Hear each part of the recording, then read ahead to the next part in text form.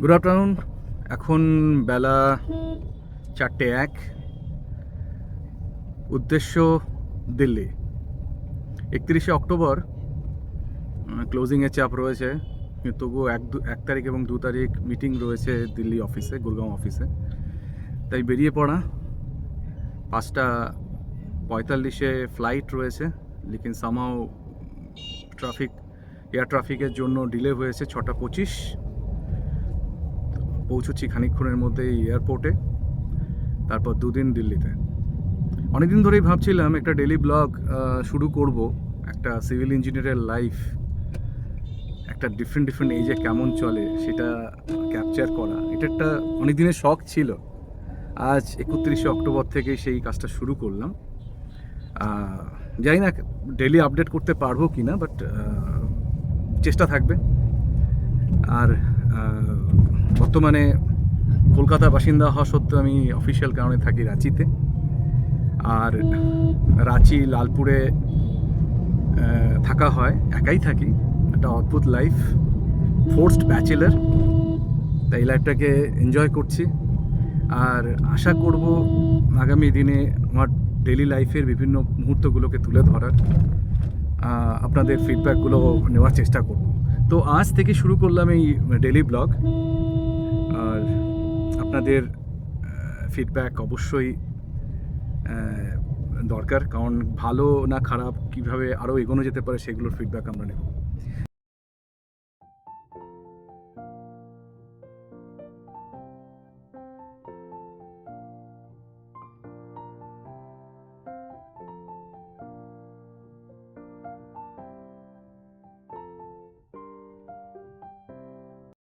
পৌঁছে গেছি Ranchi airport, বিশ্বমন্ডা airport. আর আমাদের এখন চেক ইন করতে হবে। আমার সঙ্গে রয়েছে একটা ছোট্ট ল্যাপটপ ব্যাগ, আর সঙ্গে রয়েছে ছোট্ট একটা সুটকেস। আর উদ্দেশ্য দিল্লি। মোটামুটি 7টা নাগাদ পৌঁছানোর তো প্ল্যানিং ছিল, বাট এখন ডিলে হওয়ার জন্য সেটা হয়তো বা 7:30 নাগাদ পৌঁছবে। দেখা যাক, পৌঁছানোর পরেই সেটা বুঝতে পারবো। আমি এখন পৌঁছে গেছি বিশ্বমন্ডা এয়ারপোর্টের ভেতরে। চেকিংয়ে লম্বা লাইন, লম্বা কিউ চেকিংয়ে। তো আমার কাছে 2টো লাগেজ রয়েছে, দুটোই লাগেজ ইচ্ছে রয়েছে হ্যান্ড ব্যাগেজ করার। কারণ হ্যান্ড ব্যাগেজ করার সবচেয়ে বড় সুবিধা হচ্ছে ফ্লাইট থেকে নামার পর লম্বা কিউতে দাঁড়াতে হবে না লাগেজ নেওয়ার জন্য। এখন এটা নিয়ে ডিসিশন, দেখা যাক কী করে। Security check complete, boarding pass complete. আগে বোর্ডিং পাস নিয়ে পরে সিকিউরিটি চেক। কিন্তু একটা বাজে ব্যাপার যেটা হলো, সুটকেসটাকে হ্যান্ড ব্যাগেজ করা গেল না। তো সুটকেসটাকে লাগেজে দিতে হলো, আমাকে আবার ওয়েট করতে হবে, লাইনে দাঁড়াতে হবে ব্যাগেজটাকে নেওয়ার জন্য। একটা টাইম কিল হবে, কারণ দিল্লিতে রাতের বেলা পৌঁছবো। ভেবেছিলাম একটু আগে পৌঁছে হয়তো ট্যাক্সি নিয়ে ডাইরেক্ট হোটেলে পৌঁছে যেতে পারবো, গেস্ট হাউসে। অফিস থেকে গেস্ট হাউসের ব্যবস্থা করা হয়েছে, আর সেটা হয়ে উঠলো না। অগত্যা ওয়েট করতে হবে। এখন আমাদের গেট নাম্বার 4, আর এখন আমরা রয়েছি ভেতরে, এয়ারপোর্টের ভেতরে। খুব বড় নয়, ছোটোখাটো। ক্যালকাটা এয়ারপোর্টের থেকে খুবই ছোট। বিশ্বমন্ড এয়ারপোর্টে বসে আছি। 6:25-এ ফ্লাইটের টাইম রিশিডিউল হয়েছে। এখন অপেক্ষা, 4 নম্বর গেট থেকে চেক ইন রয়েছে। এখন ফার্দার আর ডিলে না হয় সেটাই চাইছি। যে টাইমে দিল্লি পৌঁছানোর কথা, মোটামুটি আধা ঘন্টার মতন ডিলে হবে, আধা ঘন্টা 45 মিনিট। গেস্ট হাউসে পৌঁছতে একটু দেরি হবে, কিছু করার নেই, সিস্টেম জেনারেটেড, মেনে নিতে হবে। এখন অপেক্ষা করা শুধু। সন্ধে এখন 6:47, 5:45-এর ফ্লাইট রিশিডিউল হচ্ছে 6:50। এইমাত্র মানে চেক ইন করা হলো বোর্ডিং পাস দিয়ে। এখন লম্বা কিউতে দাঁড়ানো। এখন ঘড়িতে 7:44, আর যা 7:35-এ টেক অফ করলো ফ্লাইট। 5:45-এর ফ্লাইট টেক অফ করেছে 7:35-এ। অনেকটাই ডিলে। দিল্লি পৌঁছতে অনেকটাই লেট হবে, জানি না কটা বাজবে। তারপর সেখান থেকে গেস্ট হাউস, 2-2.5 ঘন্টা রাস্তা রয়েছে।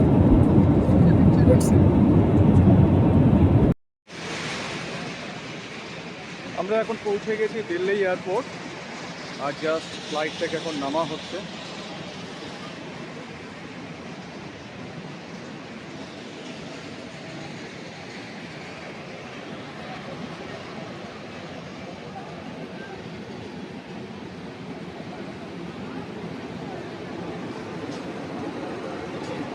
বেল্ট নাম্বার 5-এ লাগেজ কালেক্ট করতে হবে।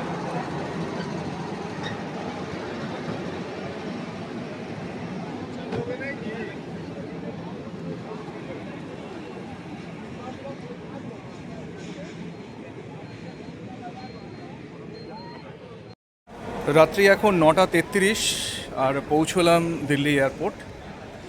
বেল্ট নাম্বার 5-এর থেকে লাগেজ কালেক্ট করতে হবে। এখন তারপর গন্তব্য গুরুগ্রাম সেক্টর 31। কতক্ষণে পৌঁছোই দেখা যাক।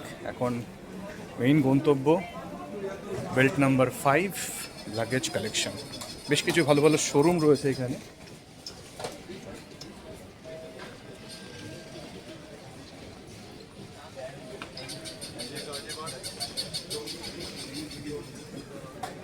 Delhi airport, belt number 5।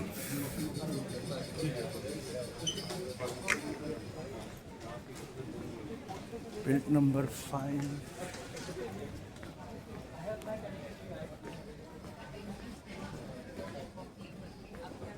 Belt number 4 and 5.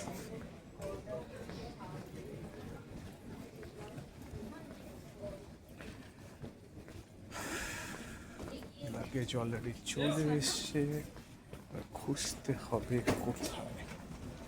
Luggage already চলে এসছে।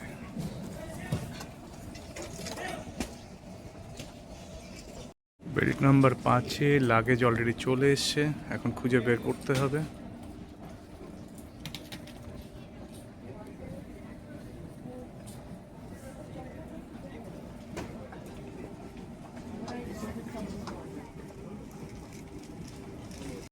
বেল্ট নাম্বার 5 থেকে লাগেজ পেয়ে গেছি। এখন বাইরে বেরিয়ে ট্যাক্সি নিতে হবে সেক্টর 31-এর জন্য, গুরুগ্রাম সেক্টর 31। এখন রাত্রি অলমোস্ট 9:40। এবার দেখা যাক কটা নাগাদ পৌঁছোই। টেনশন আলাদা। গেস্ট হাউসে বুকিং ছিল 8:30টার সময়, 9টা নাগাদ ডিনারের কথা বলেছিল। এখন এখানে পৌঁছতে বাজবে 10টা। তো সেটা এখন দেখার বিষয়। তো এয়ারপোর্ট থেকে বেরোনোর আগে একটু ওয়াশরুম হয়ে আসা যাক। আমাদের ফ্লাইট এসে পৌঁছলো দিল্লি এয়ারপোর্টের T3 টার্মিনাল 3-তে। এখন আমরা এক্সিট করছি। আর বাইরে ঠিক প্রিপেড ট্যাক্সি স্ট্যান্ড রয়েছে দিল্লি পুলিশেরই, যেখান থেকে প্রিপেড ট্যাক্সি হায়ার করা যায়, যা দিল্লি পুলিশের কন্ট্রোলে রয়েছে। আমরা সেখান থেকেই ট্যাক্সি নেওয়া হবে এবং উদ্দেশ্য গুরুগ্রাম সেক্টর 31। প্রচুর লোক তাদের লোকেদের জন্য দাঁড়িয়ে আছে সাইনবোর্ড নিয়ে। আমাদের ট্যাক্সি তো করতেই হবে।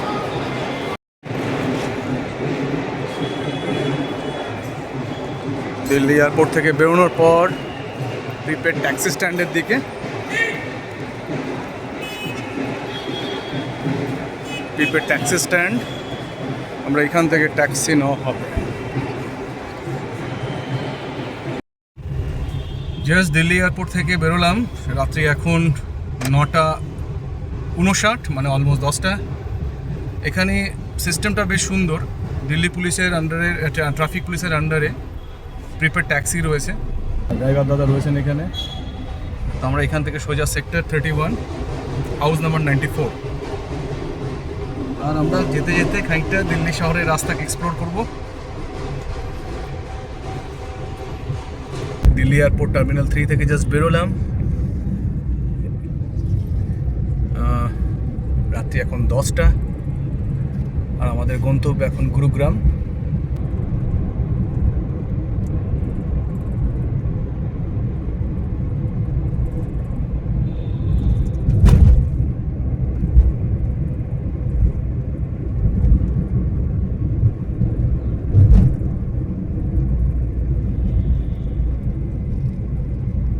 ডান দিকে চলে গেল একটা এক্সপ্रेस वे। वो क्या था? वो अंदर ग्राउंड गुड़गांव वो भी जाएगा। ओके, अंदर ना से नीचे से। आपकी इस साइड पड़ेगा, आपकी एक्सप्रेस साइड पड़ेगा, दूसरा express. Okay okay okay okay. বাদিকে বেরিয়ে গেল Dwarka express way.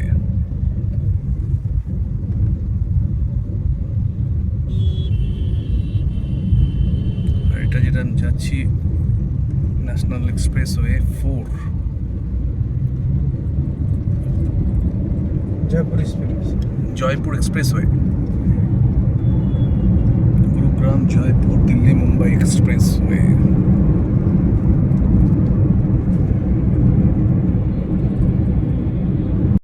DLF IT sector আলোয় সেজেছে পুরো।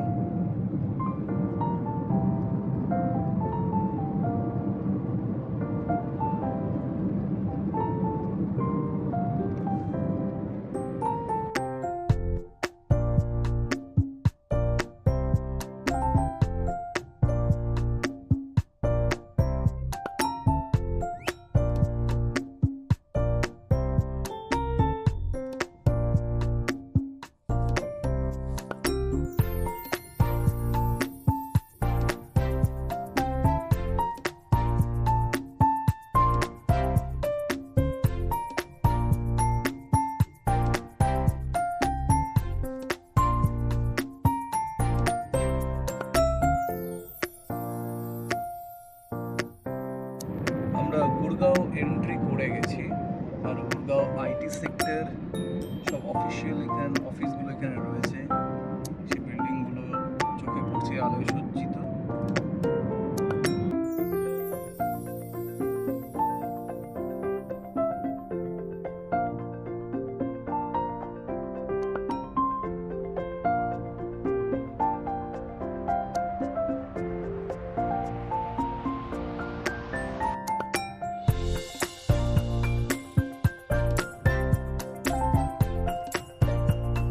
আমরা পৌঁছে গেছি হাউস নাম্বার 94, আমাদের গেস্ট হাউস, সেক্টর 31।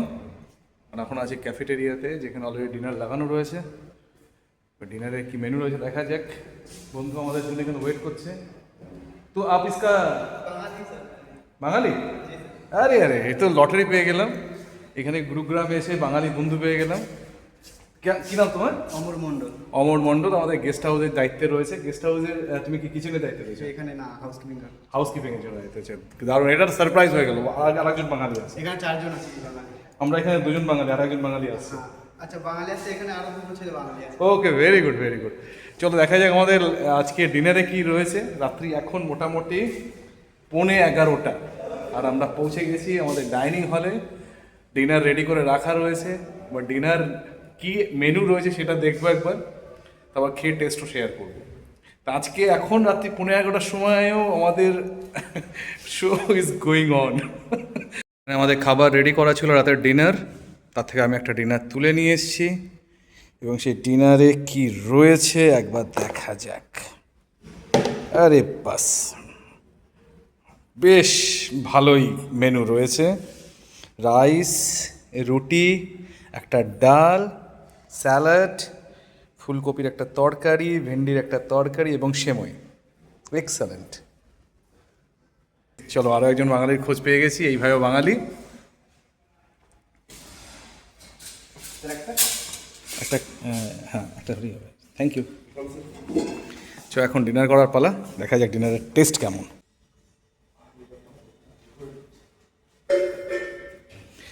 এখন ডিনার করে তারপর রুমটাও দেখাবো।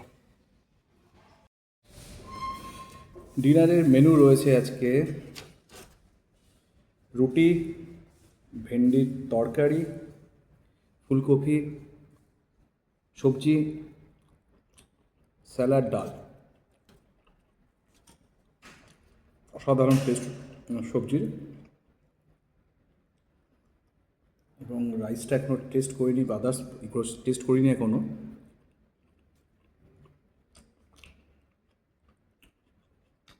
একটু ফুলকপির তরকারিটা খেয়ে দেখা যাক। অসাধারণ। গেস্ট হাউসে এসে সত্যি একটা বিরাট সারপ্রাইজ পেলাম।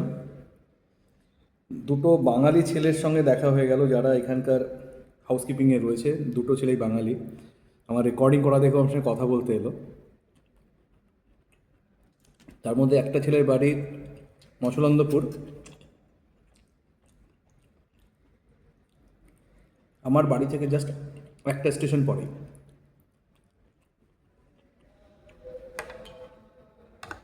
আর তো এখন 11টা, ডিনার নেওয়া হচ্ছে। রাত্রি 11টার সময় এত সুন্দর একটা ডিনার পাবো এক্সপেক্ট করিনি। হ্যাঁ, যদিও ফ্লাইটেও খাবার ছিল, একটা ভেজ বার্গার টাইপের একটা দিয়েছিল, লম্বা টাইপের, দারুণ খেতে, অসাধারণ খেতে ছিল, আর একটা কফি। তো বিকেলের টিফিনটাও ভালো ছিল। আপাতত আমরা ডিনার করে নেওয়া যাক, তারপর বাকি কথা হবে। এই রাস্তাতে আমরা এলাম 3rd ফ্লোরে। আমাদের রুম নাম্বার হচ্ছে 306। এবার রুমটা দেখা যাক কেমন। আচ্ছা, গেস্ট হাউস, এটা ডবল বেডেড খাট রয়েছে, এখানে একটা ওয়ারড্রপ, টেবিল, ছোট্ট একটা কিচেন, কেউ চাইলে রান্না করেও খেতে পারে, এসি, টিভি, এখানে রয়েছে ওয়াশরুম, বাথরুম, ল্যাট্রিন। এখানে আমাদের 2 দিন থাকতে হবে। এখানে একটা সুন্দর বারান্দা রয়েছে।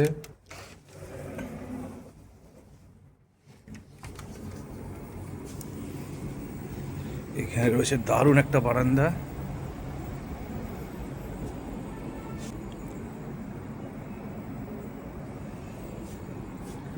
এটা রয়েছে আমাদের রুম। রাত্রি এখন 11টা 25। আর জাস্ট ডিনার করে এসে একটু ফ্রেশ হয়ে বিছানায় বসলাম। খানিকটা এখন আরও সব কলিগরা সব আসছে, এখনও ভীষণ টায়ার্ড, সারাদিন অফিস, দেন ফ্লাইটে জার্নি ডিলে ছিল, দেন ফার্দার দিল্লির জ্যাম কাটিয়ে গেস্ট হাউসে পৌঁছে ডিনার করে ভীষণ ক্লান্ত। তাই 31শে অক্টোবর পুরো দিনটা কেমন কাটলো পুরোটাই আজকে চেষ্টা করলাম ক্যাপচার করার। তো আজকের মতন শুভরাত্রি। কালকের দিনটা কেমন শুরু হয়, কেমনভাবে কাটে, বেশ প্রেশার রয়েছে কাল। পুরো দিনটা কেমনভাবে কাটবে দেখা যাক, আর চেষ্টা করব ক্যাপচার করার। ততক্ষণ সবাইকে গুড নাইট।